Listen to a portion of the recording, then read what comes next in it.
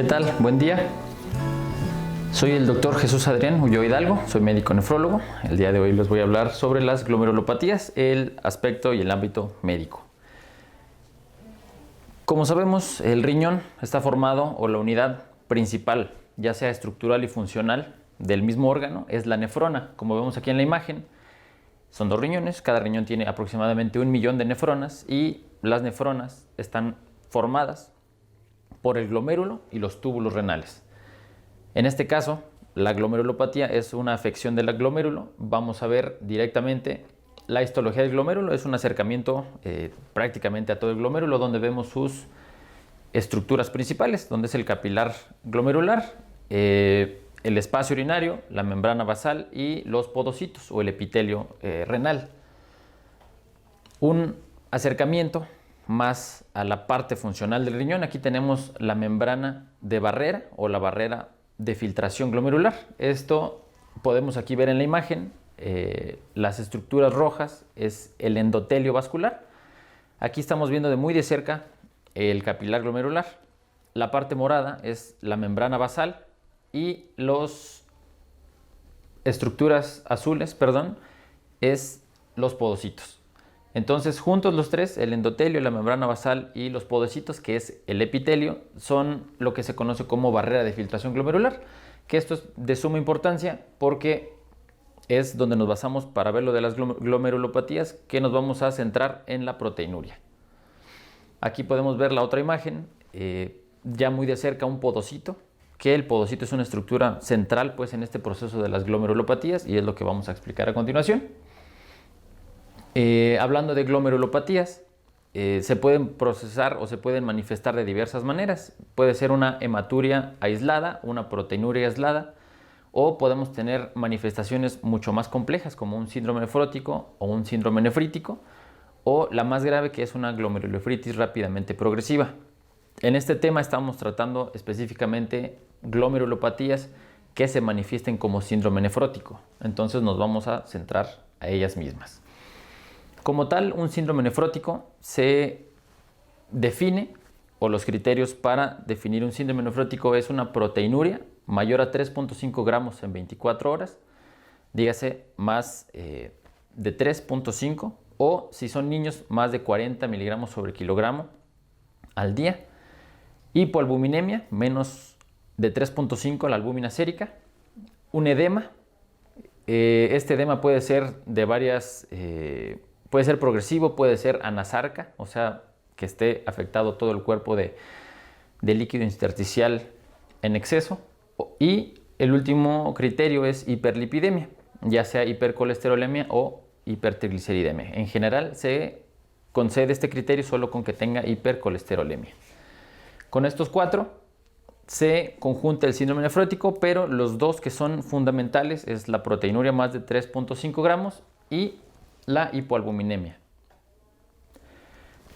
El síndrome nefrótico va a haber causas primarias y va a haber causas secundarias. Las causas primarias son aquellas que están afectado el glomérulo inicialmente, donde la afección es puramente renal, y los procesos secundarios es cuando el riñón se afecta de manera secundaria a una enfermedad sistémica, o sea, donde son más órganos los afectados y dentro de ellos se afecta el riñón. Estaríamos hablando de enfermedades o causas secundarias. Dentro de las primarias, las más comunes y las que vamos a revisar rápidamente es la esclerosis focal y segmentaria, la nefropatía membranosa, la nefropatía por IgA, enfermedad de cambios mínimos, y las causas secundarias, las más comunes, es diabetes mellitus, que ya va a haber un apartado especial, lupus eritematoso sistémico y amiloidosis. Vamos a ver las más comunes. Empezaremos por enfermedad de cambios mínimos. Generalmente, todas las enfermedades que cursan con proteinuria se dice que son unas podocitopatías. Ya habíamos visto al inicio, el podocito es la célula epitelial que forma la barrera de filtración. Entonces, cuando el podocito se ve afectado, empiezan a tirar más proteínas los pacientes. Entonces, la enfermedad de cambios mínimos es un problema de podocito o una podocitopatía. Es la causa más común de síndrome nefrótico en niños. Y no hay un involucro de la alteración de la función renal. O sea, los pacientes orinan bien, tiran toxinas bien, mantienen asuados, urea y creatina normales, pero están con una excreción vasta de proteínas. Este proceso o este problema es directamente intrínseco del podocito. De hecho, en patología o cuando se toma una biopsia de esta enfermedad no se ve ninguna alteración, porque por eso se dice enfermedad de cambios mínimos. Entonces, normalmente esta barrera contra las proteínas para que no se estén filtrando se da por la membrana basal, ya habíamos comentado, el epitelio y el endotelio. El epitelio, ya habíamos dicho, son los podocitos. Entonces, esta enfermedad es prácticamente cuando se altera el podocito. Normalmente se repelen moléculas más de 4 nanómetros de diámetro y en este proceso, donde se afecta, ya habíamos comentado, directamente el podocito, la albúmina es el mayor problema porque la albúmina es la que se está excretando en mayor instancia.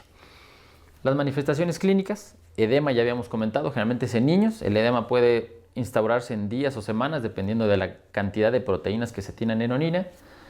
Hay un aumento del peso secundario pues a la retención hídrica y normalmente esta retención causa un aumento de peso hasta del 3% o es más o menos lo que el aumento pues que tienen estos pacientes. Generalmente estas recaídas de la infección o esta presentación de la infección se da cuando hay una infección de por medio, generalmente es de vías respiratorias, el niño tiene gripa, tiene datos de tos o de una bronquitis y posteriormente se presenta pues estas manifestaciones de síndrome nefrótico. Puede haber ascitis, o sea, líquido en cavidad peritoneal. Esta ascitis tiene el riesgo mayor a infectarse. Puede haber derrame pleural, ya lo habíamos comentado, edema pulmonar, puede haber hepatomegalia y por ser un proceso donde se están tirando proteínas se conoce como un proceso de inmunosupresión relativo. Entonces el paciente o los pacientes tienen mucho más riesgo de infecciones por organismos encapsulados. Puede haber también diarrea por edema de pared intestinal, entonces son presentaciones variadas, pero fundamentalmente es edema.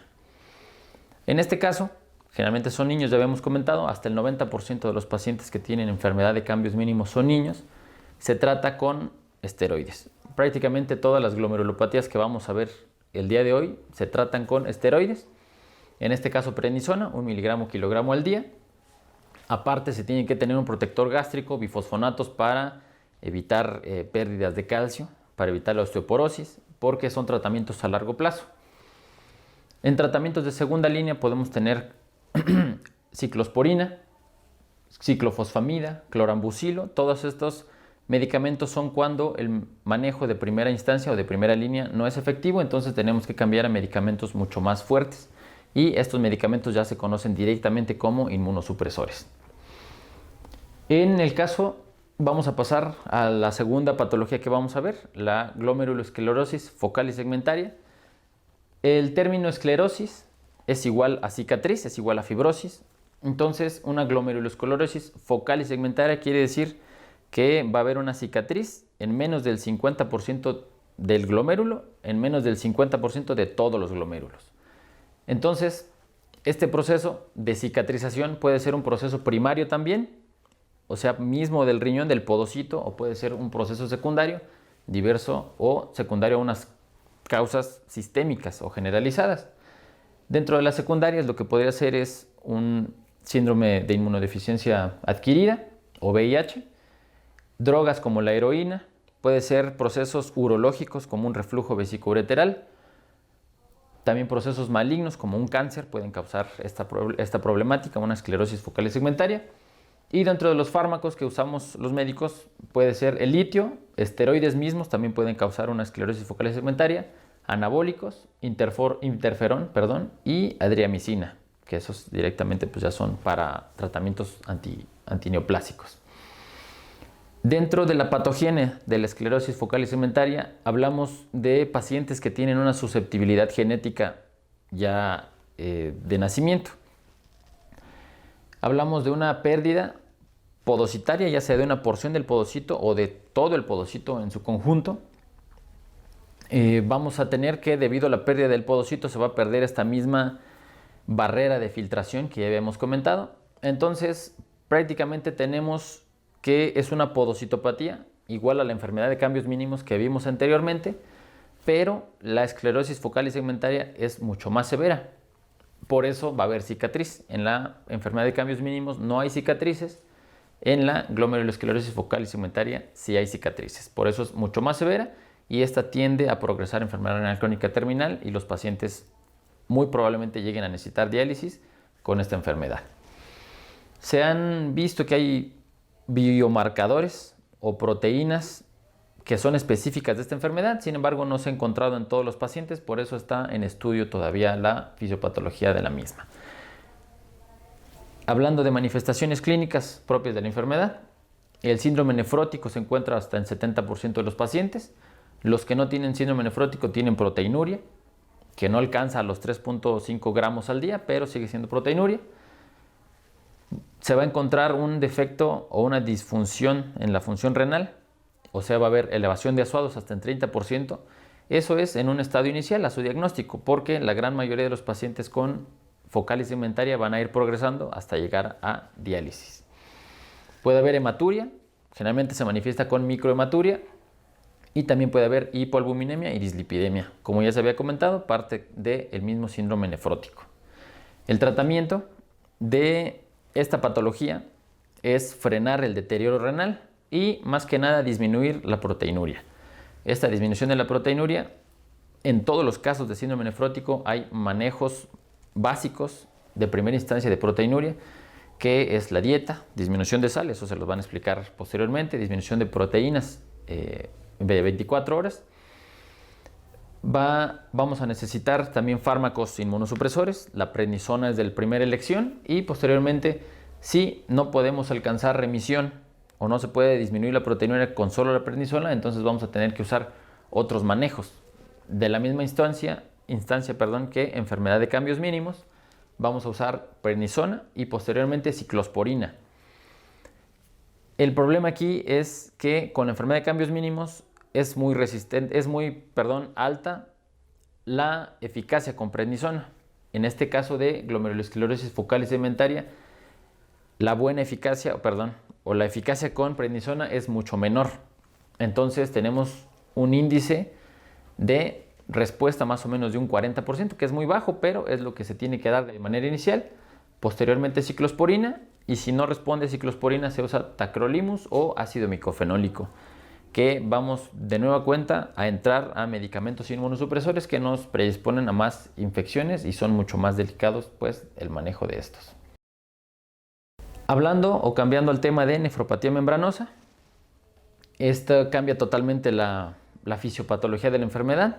Como se dice, una nefropatía membranosa son depósitos de inmunocomplejos entre la membrana y el epitelio o entre los podocitos. Por lo tanto, se engrosa la pared o se engrosa esta membrana basal. Generalmente los inmunocomplejos son por IgG y afecta directamente a la filtración de proteínas, aumentando pues la excreción a estas. Como una enfermedad del riñón, ya habíamos comentado, puede ser primaria, que sea propia de, o puede ser secundaria, que sea a causa de otras enfermedades sistémicas. Cuando es una primaria, hay afectaciones puntuales de unas proteínas, unos anticuerpos, antiproteínas, como el antiPLA2R o la trombospondina tipo 1. Esos son raros, pero se dan. Y en las secundarias puede deberse a neoplasias, enfermedades autoinmunes, que esto también aquí es de suma importancia, porque de la más común es lupus, una enfermedad sistémica.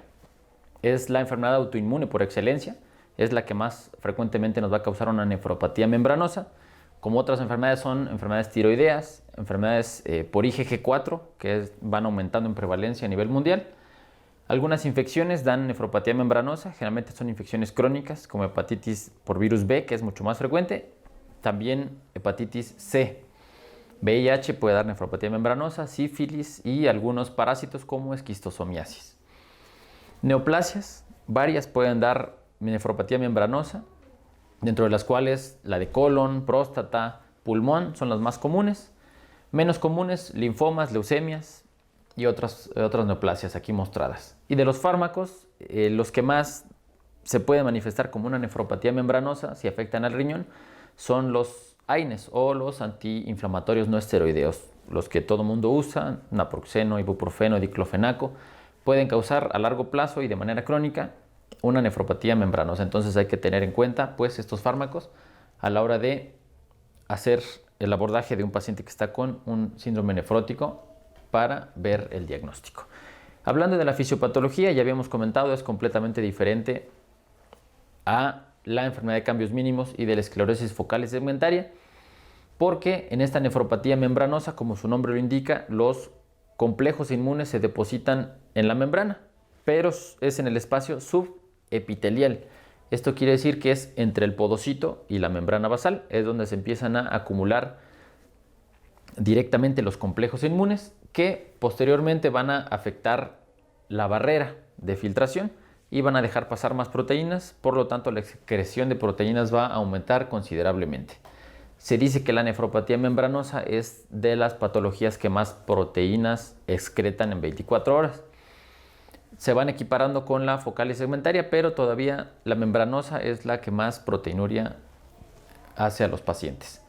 Las características clínicas, ya habíamos comentado, estamos hablando de síndrome nefrótico, entonces una nefropatía membranosa puede como tal causar un síndrome nefrótico, pero es muy común ver proteinurias aisladas, severas, arriba de 3.5 gramos al día, pero nada más manifestadas como proteinuria, sin tener edema, sin tener hipercolesterolemia y sin tener hipoalbuminemia, aunque se puede manifestar de diferentes maneras.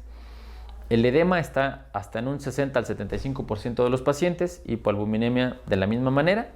La hipoalbuminemia es inversamente proporcional a el grado de proteinuria. Eso quiere decir que entre más proteinuria haya, va a ser más la hipoalbuminemia. También vamos a tener hiperlipidemia porque el hígado trata de compensar la pérdida de proteínas y genera proteínas, pero también genera lípidos. Entonces, por eso hay un aumento de los lípidos. Y vamos a tener un riesgo aumentado de tromboembolia. Esto porque el hígado también produce factores de coagulación. Al intentar compensar esa pérdida tan severa de proteínas, va a haber un aumento de los factores de coagulación. Entonces, tienden a formarse coágulos. Por eso, estos pacientes tienen que en muchas ocasiones estar anticoagulados. Va a haber una disminución de del filtrado glomerular, o sea, un aumento o una elevación de azuados hasta en un 30-40% de los pacientes.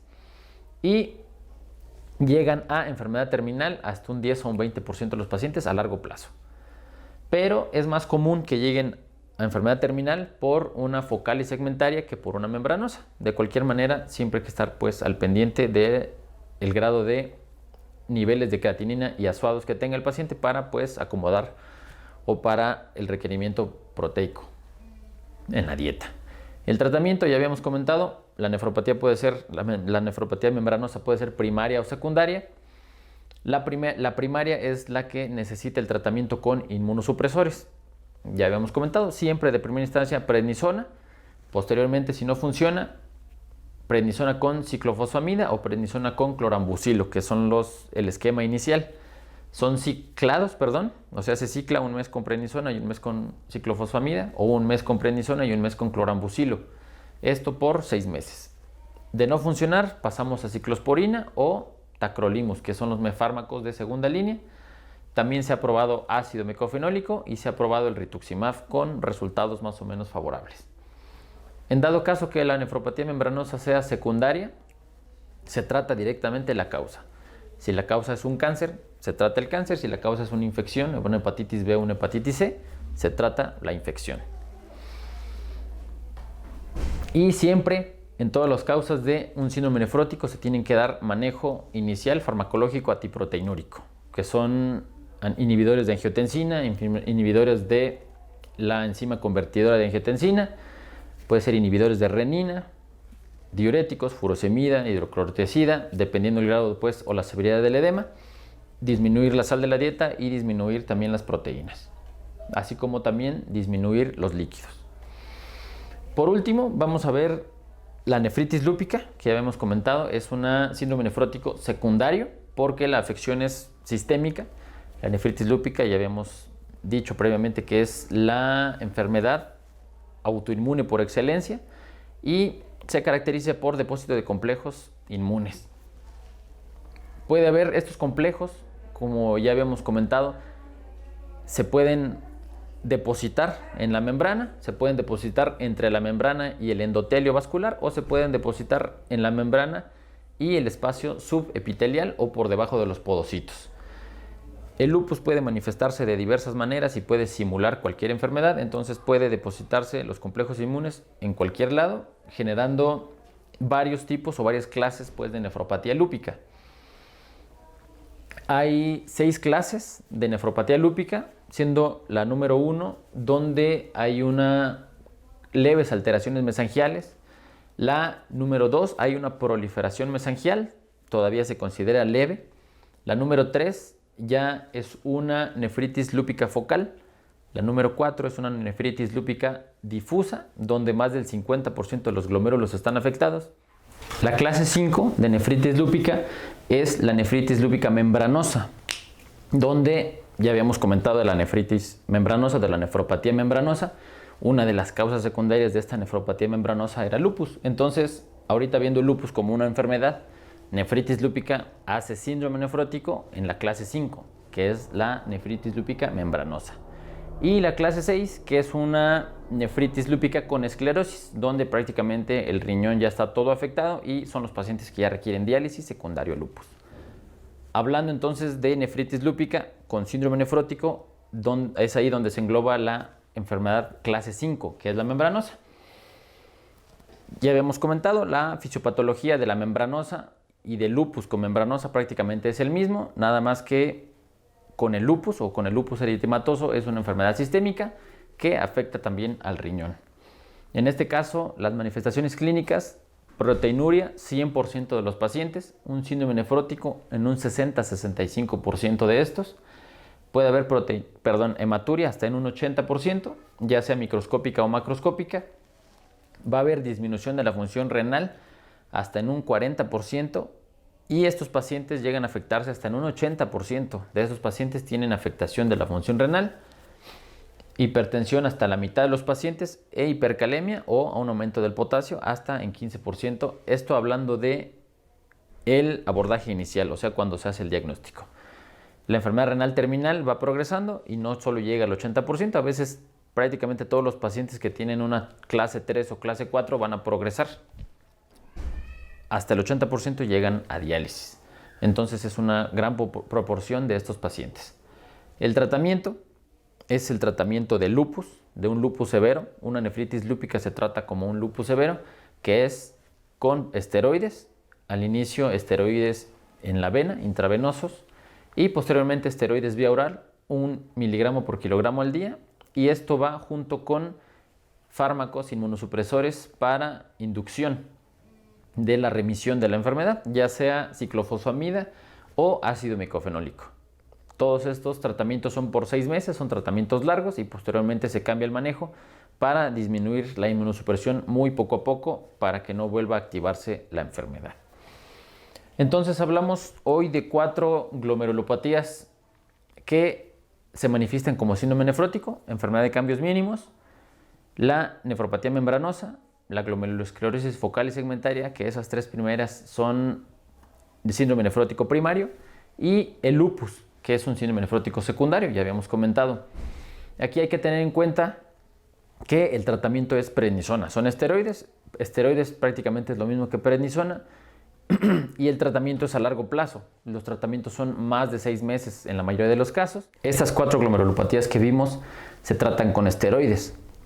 En este caso, si hablamos de esteroides, es hablar de prednisona. La prednisona para ustedes es de gran importancia el uso crónico, porque la prednisona va a tener efectos secundarios importantes y nocivos.